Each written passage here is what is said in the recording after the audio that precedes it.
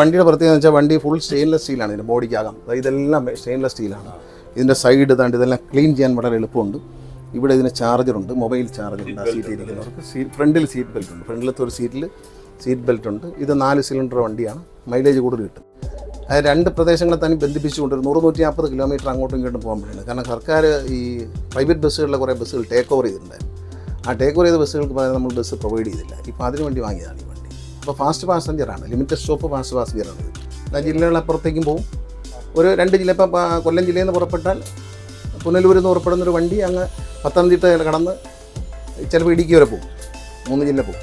ഇത് തിരുവനന്തപുരം സിറ്റിക്കകത്തേ ഓടിക്കുന്നില്ല, എല്ലാം പുറത്തേക്കാണ് ഓടിക്കുന്നത്. കാരണം പ്രധാനമായി KSRTC ചെല്ലുന്ന സ്ഥലങ്ങൾ തിരുവനന്തപുരം, ഏറ്റവും കൂടുതൽ KSRTC ഓടുന്നത് തിരുവനന്തപുരം, കൊല്ലം, പത്തനംതിട്ട, ആലപ്പുഴ ജില്ലകളിലാണ്. അവിടെയായിരിക്കും കൂടുതൽ വണ്ടി പ്രൊവൈഡ്. എന്നാലും വണ്ടി ചെറിയ വണ്ടികൾ വയനാട്ടിലേക്ക്, കൽപ്പറ്റ, തലശ്ശേരി, കണ്ണൂർ ആ ഭാഗത്തേക്ക് പോകും. വണ്ടിയുടെ ഒന്നും നമ്മളങ്ങനല്ല, ഒരു പ്രദേശം നോക്കിയോ MLA നോക്കിയോ ഒന്നുമല്ല ചെയ്യുന്നത്.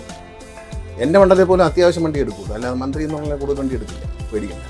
നമ്മളെ കയ്യിൽ റീപ്ലേസ് ചെയ്യേണ്ട വണ്ടി മാത്രം. ഈ സൂപ്പർ ഫാസ്റ്റും വരുന്ന വണ്ടി ഈ ദീർഘദൂരം ഓടിക്കൊണ്ടിരിക്കുന്ന ചില ബസ്സുകളുണ്ട്.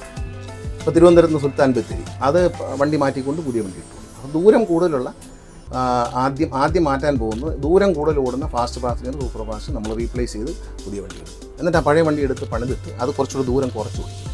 ഇത് തുടക്കമാണ്. ഇതിനെ കണ്ടിന്യൂ ചെയ്ത് പോകണം. ഏതായാലും നമ്മളെ സംബന്ധിച്ച് സർക്കാർ 108 കോടി രൂപ ഈ വർഷവും, കഴിഞ്ഞ വർഷം 22 കോടി ചിലവഴിച്ചു. എല്ലാം കൂടി 130 കോടി രൂപയ്ക്ക് 200-300-ലധികം വണ്ടികൾ ഈ അടുത്തൊരു 6 മാസം വന്നുകൊണ്ടേയിരിക്കും. എല്ലാ കമ്പനികൾക്കും ഓർഡർ ഇങ്ങനെ അവരെ റേറ്റൊക്കെ ഫിക്സ് ചെയ്തിട്ട് അതിന് കൊടുത്തുകൊണ്ടിരിക്കും. അവർ പണിഞ്ഞ് വന്നുകൊണ്ടിരിക്കും. നമ്മൾ ആ ലൈനിൽ അവരുടെ ലൈനിൽ നമ്മുടെ വണ്ടിയായിരിക്കും ഏറ്റവും കൂടുതൽ പണി. നമ്മളെല്ലാ കമ്പനിക്കും വണ്ടി ഓർഡർ കൊടുത്തുകൊണ്ട് ഇനി പുതിയ ഓർഡർ ഇങ്ങനെ കൊടുത്തുകൊണ്ടിരിക്കും. ജനങ്ങളത് സൂക്ഷിക്കണം. കാരണം ഇത് വൃത്തിയായി സൂക്ഷിക്കാൻ അവരും കൂടി സഹകരിക്കണം. നമ്മളത് ചീത്തയാക്കത്തില്ല എന്നൊരു തീരുമാനം ജനങ്ങളും എടുക്കണം. അതുപോലെ ജീവനക്കാരും